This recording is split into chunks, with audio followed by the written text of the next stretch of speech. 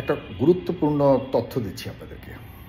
এই তথ্যগুলি শোনা খুব প্রয়োজন একজন দেশবাসী হিসেবে, নাগরিক হিসেবে, এই দেশের একজন সচেতন ভোটার হিসেবে, এবং বিশেষ করে আমরা যারা এই রক্ত দিয়ে এবং এই দেশের গণতন্ত্রকে ফেরানোর জন্য দীর্ঘদিন লড়াই করছেন, রাজপথে যারা মার খেয়েছেন, অত্যাচার সয়েছেন, নিপীড়ন সয়েছেন, এবং বিশেষ করে যারা অধিকার থেকে বঞ্চিত হয়েছেন, তাদেরকে অবশ্যই আমাদের কয়েকটি কথা শুনতে হবে, কয়েক মিনিটের কথা শুনতে হবে। শেষ পর্যন্ত শুনবেন। আমি যে কথাগুলো বলতে চাই শেষের দিকে আমি একটু ইতি টানব কয়েকটি গুরুত্বপূর্ণ কথা বলে। সচিবালয় আমাদের খুবই গুরুত্বপূর্ণ একটি অফিস, গুরুত্বপূর্ণ একটি প্রতিষ্ঠান, যে প্রতিষ্ঠানে দুই একটি মন্ত্রণালয় ছাড়া প্রায় সবগুলি মন্ত্রণালয়ের সর্বোচ্চ কর্মকর্তারা এখান থেকে সারা দেশকে, দেশের প্রশাসনকে, দেশের অর্থনীতিকে সব কিছুকে এখান থেকে নিয়ন্ত্রণ করে। একরকম এটাই হলো বাংলাদেশের চালিকা শক্তি, যেখান থেকে ড্রাইভিং করা হয় দেশ কোন দিকে যাবে, কোন দিকে যাবে না। প্রিয় বন্ধুরা, আপনারা জানেন না যে যেই হাসিনাকে আপনারা ফ্যাসিস্ট বলে এই দেশ থেকে তাড়িয়ে দিয়েছেন, শেখ হাসিনাকে যেই দুর্নীতিবাজ বলে আমরা এই দীর্ঘদিনের ক্ষমতা থেকে তাকে খুব বাজেভাবে ক্ষমতা থেকে তার পতন ঘটিয়েছি, যেসব কারণে তাকে আমরা বড় ধরনের অপরাধী হিসেবে সবসময় চিহ্নিত করেছি, সেই কারণগুলি কি চলে গেছে বাংলাদেশ থেকে? মোটেও না। আপনারা অবাক হবেন, এখন আগে তো সাধারণ মানুষের ফাইল পরিবর্তন করতে এই টেবিল থেকে ওই টেবিলে নিতে কোটি কোটি টাকা ঘুষ নেওয়া হতো। এখন খোদ মন্ত্রণালয় এবং প্রশাসনের মধ্যে বদলি থেকে শুরু করে প্রশাসনের নিজেদের মনিটরিং, প্রশাসনকে মনিটরিং, এবং দেখা গেছে যে কর্মকর্তাদের কাজ করার যে আদান প্রদান, এগুলির যে বিনিময়ের যে পরিমাণ, আর্থিক পরিমাণ বিনিময়ে হাজার হাজার কোটি টাকা। আপনাদেরকে আমি কয়েকটি উদাহরণ দিব, কিন্তু আপনারা জানেন যে গত 3 দিন আগে জনপ্রশাসনের সচিব জনাব মুখলেসুর রহমানকে অপসারণ করা হয়েছে, তার পদ থেকে সরানো হয়েছে। আজকেই দৈনিক যুগান্তরের একটা রিপোর্ট দেখলাম, সেখানে এই মুখলেসুর রহমান সাহেবের কিছু আচরণগত বিষয়ে তারা তুলে ধরেছে, এবং তারা তার ব্যাপারে যে মন্তব্যগুলি করেছে বা যে লেখাগুলি লিখেছে সেখানে খুব ভয়ঙ্কর। তিনি এমন আচরণ করতেন এবং তিনি মাঝে মধ্যে অনেকের কাছে বলতেন যে তাকে কেউ সরাতে পারবে না। এই সরকার, বর্তমান ইন্টারিম সরকার যতদিন থাকবে তিনি ততদিন পর্যন্ত এই চেয়ারে থাকবেন, এবং তার কাছে যখনই কেউ যেত কোনো কাজের সহযোগিতার জন্য বলুন, স্বাভাবিকভাবে কাজ আদায়ের জন্য যদি কেউ যেত, এবং তার সিনিয়ররাও যারা অফিসাররা তারাও যদি যেত, তিনি হাত পা আছড়াতেন, খুব মেজাজ গরম করে কথা বলতেন, তার যে অ্যাপ্রোচ খুবই বাজে ছিল। এই ধরনের কথাগুলি কিন্তু আজকে যুগান্তরে লেখা হয়েছে। এই যুগান্তরে লেখার আগে এই ভদ্রলোক সহকারে জনপ্রশাসনের ব্যাপারে আমি বহুবার ভিডিও করেছি, সরকারকে বলেছি, আপনাদেরকেও বলেছি যে মন্ত্রণালয়কে, সচিবালয়কে বাঁচান, সচিবালয়কে নিয়ন্ত্রণ করুন, সচিবালয়ের ভেতরে কী ঘটছে সেগুলির প্রতি লক্ষ্য করুন। ঠিকই দেখুন, আমি অনেক দিন, আপনারা জানেন যারা দেখেছেন, আমাকে ফলো করছেন, আমার এই ব্যক্তিগত আইডিতে আমি অনেকবার কিন্তু সচিবালয় নিয়ে কথা বলেছি। শেষ পর্যন্ত সচিবালয়ের সবচেয়ে গুরুত্বপূর্ণ যে মন্ত্রণালয়, সেই মন্ত্রণালয়ের সচিবকে শেষ পর্যন্ত অপসারণ করেছে। কিন্তু যুগান্তর আরও কিছু কথা বলেছে। 51টা জেলার ডিসি নিয়োগ, যেটা 13 মাস আগে নিয়োগ হয়েছিল তার এই মুখলেসুর রহমান সাহেবের, ওই সময় দেখা যাচ্ছে যে ডিসি নিয়োগে বিশাল দুর্নীতির অভিযোগ উঠে, আপনাদের মনে আছে, এটি দেশব্যাপী তোলপাড় হয়েছিল। এই ডিসি নিয়োগের যে দুর্নীতির ব্যাপারে কথা হয়েছিল, 51টা জেলায় কোটি কোটি টাকার বিনিময়ে ডিসি নিয়োগ হয়েছিল, সেটার ব্যাপারে একটা তদন্ত টিম হয়েছিল। সেই তদন্ত টিমের প্রধান করা হয়েছিল জনাব নজরুল ইসলামকে, ওরফে আসিফ নজরুল সাহেবকে। তিনি বলেছেন যে কোনো দুর্নীতির হদিস পাওয়া যায়নি।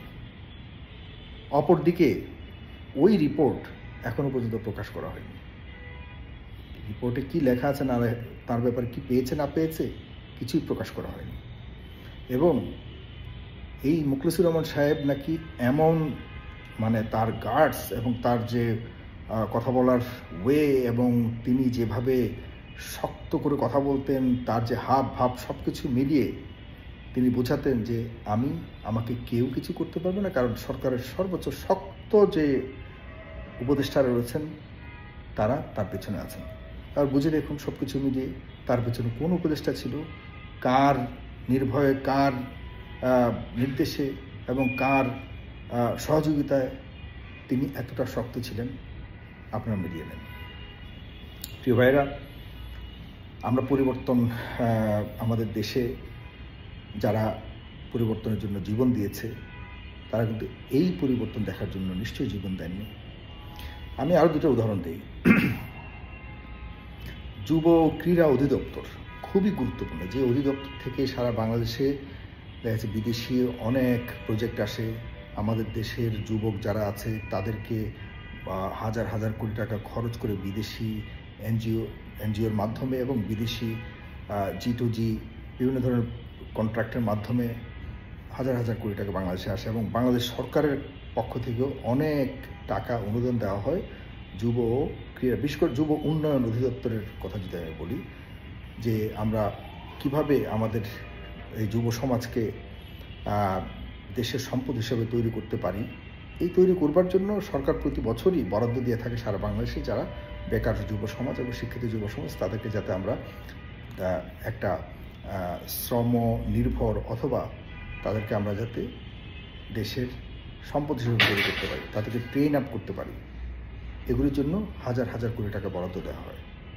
সেই একটা গুরুত্বপূর্ণ অধিদপ্তর, এই অধিদপ্তরের ডিজি সাহেব যিনি সাইফুজ্জামান সাহেব, ডক্টর সাইফুজ্জামান, তার ব্যাপারে আমাদের এখানে কয়েকদিন আগে আমিও লেখালেখি করেছি। তার বিষয়ে আপনারা জানলে অবাক হবেন। এই নতুন সরকার আসার পর তাকে ওএসডি করা হয়েছিল, বিশেষ কর্মকর্তার দায়িত্ব তাকে দেওয়া হয়েছিল, মানে ওএসডি। তিনি কোনো দায়িত্বে থাকবেন না, তিনি ক্লোজড থাকবেন। কারণ হল তার বিগত দিনের বা বিগত সময়গুলির কথা বিবেচনা করেই তাকে ওএসডি করা হয়েছিল, রাইট? এমনিতে তো আর কাউকে ওএসডি করা হয় না। আপনারা জানেন এই ভদ্রলোককে 24 ঘন্টার মধ্যে তার ওএসডিকে তুলে নেওয়া হয়েছে, তুলে নিয়ে তাকে যুব উন্নয়নের মানে অধিদপ্তর ডিজি করা হয়েছে। এবং এর পেছনে একজন খুব গুরুত্বপূর্ণ উপদেষ্টার হাত রয়েছে। এখন আমার কথা হলো, এই 24 ঘন্টার মধ্যেই এমন একটি কর্মকাণ্ড বাস্তবায়নের পেছনে শুধুই কি ভালোবাসার হাত ছিল? অবশ্যই এখানে অবশ্যই কোটি কোটি টাকার লেনদেনের বিষয় থাকতে পারে। না হলে তার সবার কিন্তু পিডিএসের মধ্যে তার হিস্ট্রি থাকে, যে সে কখন চাকরিতে প্রবেশ করলেন, কবে কোন পদে ছিলেন। দেখেন সাইফুজ্জামান সাহেবের পিডিএসের মধ্যে ওই যে 24 ঘন্টার যে একটা ঘটনা ঘটেছে, তাকে ওএসডি করা হয়েছে এবং ওএসডি বাতিল করে তাকে আবার আনা হয়েছে। এই তার চাকরি জীবনে 24 ঘন্টার এই রেকর্ডের কোনো হদিস নাই। পিডিএসে যাবেন, ওই রেকর্ডটা নাই। এটা নিয়ে চ্যালেঞ্জ করব আমরা, আমাদের কাজ চলছে। কিন্তু এই ঘটনা ঘটেছে, অবাক করা ঘটনা। কি এমন পাওয়ার তার, কি এমন ভালোবাসা তার প্রতি, যারা করেছেন তার প্রেসিডেন্টের স্বাক্ষর 24 ঘন্টার মধ্যে নিয়ে এসছেন যে তার ওএসডি বাতিল করা হয়েছে, বাতিল করে পর আবার প্রজ্ঞাপন করা হয়েছে 24 ঘন্টা পর যে সে ডিজি হিসেবে নিয়োগপ্রাপ্ত হয়েছে। এই ঘটনা ঘটেছে। আরেকটি ঘটনা দেখুন, আদিলুর রহমান সাহেব, গণপূর্ত, গৃহায়ন ও গণপূর্তের মন্ত্রী বা উপদেষ্টা, তার মন্ত্রণালয়ের সচিব ছিলেন জনাব হামিদুর রহমান। এই ভদ্রলোক 3 মাসের জন্য সচিব ছিলেন, এরপর তিনি রিটায়ারমেন্টে চলে গেলেন। তাকে রিটায়ারমেন্ট থেকে ব্যাক ডেটেড দেখিয়ে তাকে সিনিয়র সচিব হিসেবে তাকে রিটায়ারমেন্টে দেখানো হয়েছে। আচ্ছা বলেন, সিনিয়র সচিব হতে হলে কমপক্ষে 2 বছরের সচিবের অভিজ্ঞতা থাকতে হবে বা তার চাকরি করতে হবে, এরপর কেউ সিনিয়র সচিব মর্যাদা হয়। কারণ এখানে অনেক সুবিধা, অনেক কি বলা যায় এটাকে, অবসরকালীন যে ভাতা টাতা থেকে শুরু করে সব কিছু, সচিব থেকেও সিনিয়র সচিবের বিষয়টা অনেক হাই। কিন্তু এই জনাব আদিলুর রহমান সাহেব কিসের প্ররোচনায়, কিসের লাভে, কিসের মোহে হামিদুর রহমান সাহেবকে আর দেখুন কিভাবে মানে তার রিটায়ারমেন্ট থেকে তাকে এনে ব্যাক ডেট দেখিয়ে তাকে সিনিয়র সচিব হিসেবে শেষ পর্যন্ত রিটায়ারমেন্টে দেখানো হয়েছে। আমাদের হয়তো না জানা থাকতে পারে, কিন্তু এসব বিষয় ক্লিয়ার করা উচিত। যদি না করা হয় তাহলে অবশ্যই এর পেছনে আমরা ভেবে নিব যে অন্য কোনো লেনদেন আছে। আমাদের কাজ সন্দেহ করা, আপনাদের কাজ স্পষ্ট করা যে আমাদের সন্দেহ ঠিক নয়। সুতরাং আপনার এটি স্পষ্ট করুন। আশা করি আদিলুর রহমান সাহেব এটি স্পষ্ট করবেন, না হলে প্রশ্নবিদ্ধ থাকবে জনাব হামিদুর রহমানের অবসরে যাওয়ার সময় এই ঘটনা। সাইফুজ্জামান সাহেবের ব্যাপারটা অবশ্যই স্পষ্ট করবেন। আমাদের কাছে কিন্তু আরও তথ্য আছে, আস্তে আস্তে হবে। তো আমি কারো চরিত্র হননের, ব্যক্তিগত চরিত্র হননের কাজ করি না। আমরা চাই যার যার পেশাগত জীবনের সে কতটুকু দায়িত্বের মধ্যে, কতটুকু সে নৈতিকতার মধ্যে ছিল, কতটুকু অনৈতিক ছিলেন, সেগুলি আমরা সাংবাদিক হিসেবে আমাদের যে টিম ফেস দ্য পিপলের, তাদের কাজ হলো এগুলো। আপনারা কেউ ব্যক্তিগত জীবনে যা কিছু করেন সেটা আমাদের বড় ব্যাপার না। এই বিষয়গুলি যেহেতু আমরা শুনেছি, জেনেছি, আপনাদের দায়িত্ব একজন দায়িত্ববান কর্মকর্তা এবং দায়িত্বশীল নাগরিক হিসেবে আপনাদের দায়িত্ব এগুলোকে স্পষ্ট কারণ আপনারা সরকারের কর্মকর্তা, আপনারা কোনো প্রাইভেট সেক্টরের কর্মকর্তা নন। আপনারা সবসময় জনগণের কাছে অ্যাকাউন্টেবল থাকতে হবে। এটা আপনাদের ডিউটি, এটাই আপনাদের করে দেখাতে হবে। না হলে আপনারা প্রশ্নবিদ্ধ হবেন, এখন আছেন, সামনে প্রশ্নবিদ্ধ থাকবেন। আপনাদেরকে প্রশ্নের বাহিরে কোনোভাবে যেতে দেওয়া হবে না। সুতরাং প্রিয় ভাইয়েরা যারা দেখছেন, অবশ্যই আমাদের সাথে থাকবেন। আমরা চাই যে এই ধরনের আরও অনেক আছে। আমরা সচিবালয়ে দেখছি একের পর এক অনেকগুলি অভিযোগ নিয়ে আপনাদের সামনে হাজির হব। আমার ব্যক্তিগতভাবে আমি কথাগুলি বলছি, কিছু কিছু ইনফরমেশন পেলে পরে আপনাদের কাছে জানান দিই। That's it. থ্যাংক ইউ, ভালো থাকবেন।